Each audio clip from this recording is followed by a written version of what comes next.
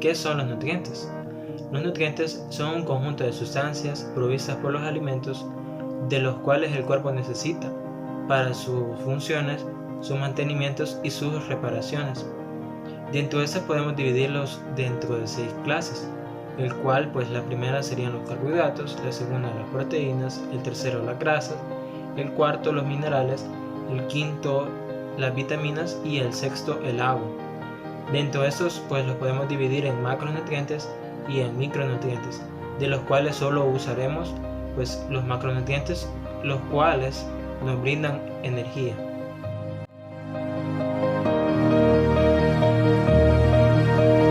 Carbohidratos. Su principal función es contribuir en el almacenamiento y en la obtención de energía. La digestión y absorción de los carbohidratos comienza en la boca, con la masticación por parte de los dientes. Luego se mezclan con la saliva y se forma el bolo alimenticio. Y a través del esófago llegan al estómago, pero aquí con los niveles de pH de hidrólisis del almidón disminuye y se continuará en el duodeno, gracias a la acción de la enzima amilasa pancreática. Luego, las moléculas polisacaridasas que se fueron hidrolizadas llegan al duodeno y continúan a través de las enzimas disacaridasas que se localizan en el borde del cepillo, llamadas también microvellosidades. En esta parte se van a realizar la digestión y absorción de los carbohidratos y luego polisacáridos. No digeridos pueden fermentarse o sufrir la digestión por las bacterias del intestino grueso y finalmente los monosacáridos que han sido absorbidos por la mucosa intestinal se transportan por la vena porta, ya que para la absorción de estas, como la glucosa, fructosa y la lactosa, es necesario hacer uso de la bomba sodio-potasio, o sea, del gradiente de concentración de sodio que existe entre el medio intra y extracelular. Esto es lo que va a permitir que la glucosa pueda ingresar dentro de la célula con ayuda de la insulina. Las fuentes alimentarias las podemos dividir en carbohidratos simples y carbohidratos complejos. Por ejemplo, los carbohidratos simples y los carbohidratos complejos. El requerimiento de los carbohidratos en un rango normal para una persona sin patologías es de 50 a 60% del valor calórico total. La ingesta mínima es de 50 gramos de carbohidratos para evitar la destrucción de proteínas. Del 40 al 45% de carbohidratos deben de ser polisacáridos, o sea, ricos en fibra. Y solamente el 10% debe de ser azúcares o carbohidratos simples. La importancia del consumo es tener energía para sentirnos bien y poder cumplir con todas nuestras tareas durante el día. Si dejamos de comer carbohidratos, nuestro cuerpo entrará en estado de cetosis, lo cual dejará de producir glucosa y utilizará las grasas y proteínas que tienen almacenada como fuente de energía. Es verdad que esto sí hará que perdamos peso, pero también podría hacer que perdamos masa muscular. Recuerda que no se trata de dejar de consumir lo que nuestro organismo necesita, sino de evitar los excesos.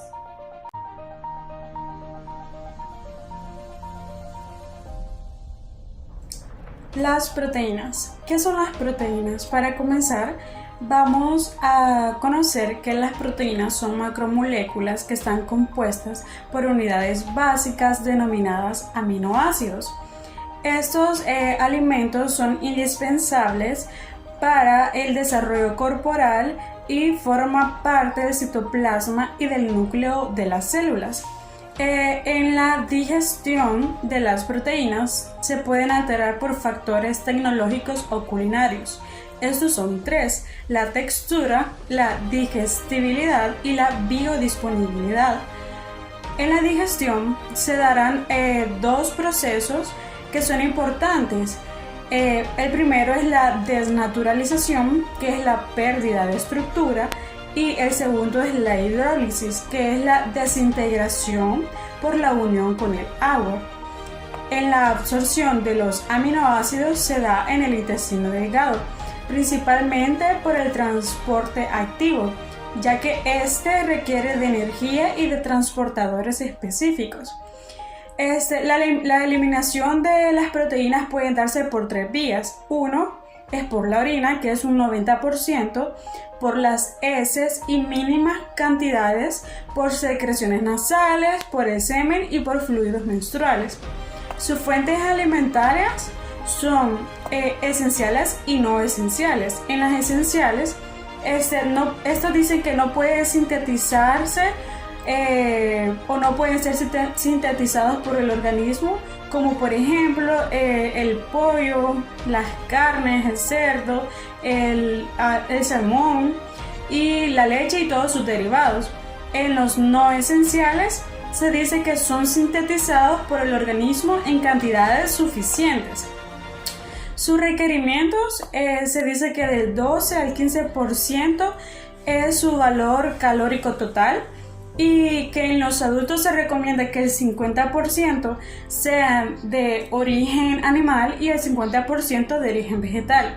Pero en el caso de los niños se dice que es mejor incrementar los valores de origen animal. La importancia de consumir proteína es que gracias a ella se lleva a cabo la construcción de músculos, de tendones, de órganos y de los tejidos del cuerpo.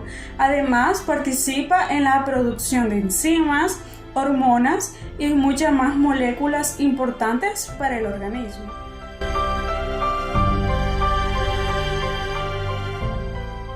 Hola a todos, vamos a continuar hablando sobre los lípidos. Los lípidos no son solubles en agua, pero sí son solventes orgánicos, entre los que podemos encontrar el éter, el cloroformo y el benceno. Aproximadamente el 96% de lo que consumimos lo logramos absorber. Este tiene tres fases. La primera es la fase luminal. En la fase luminal hay una hidrólisis de las grasas que ocurre casi exclusivamente en el yeyuno y en el duodeno. Luego interviene la lipasa salival. En la lipasa salival hay una pequeña interacción y luego interviene el estómago, que se produce una emulsión de lípidos en agua. En la fase 2, donde está la absorción de la mucosa, aquí se absorbe o se realiza, mejor dicho, a través de una simple difusión pasiva, que inicia en el duodeno y el yeyuno. Luego se secreta a través de la linfa intestinal y luego se va al conducto torácico y ahí, a través del mismo pasa a la circulación sanguínea. Luego está la fase de transporte, que es la número 3. En la fase de transporte, las proteínas libres de lípidos se unen a los lípidos en la sangre y las lleva a todo el organismo. Luego están las fuentes de alimentación. En las fuentes de alimento están tres también. Están los ácidos grasos saturados, los poliinsaturados y los insaturados. Cuando hablamos de los ácidos grasos saturados podemos mencionar la carne de res, la de cerdo, la leche y sus derivados. En los insaturados está el aguacate, el cacahuate, las semillas, entre otros. Y en los poliinsaturados hablamos de dos específicamente, el omega 3 y el omega 6. El omega 3 específicamente es el pescado, mientras que el omega 6 es el aceite de oliva, el aceite de soja, entre otros.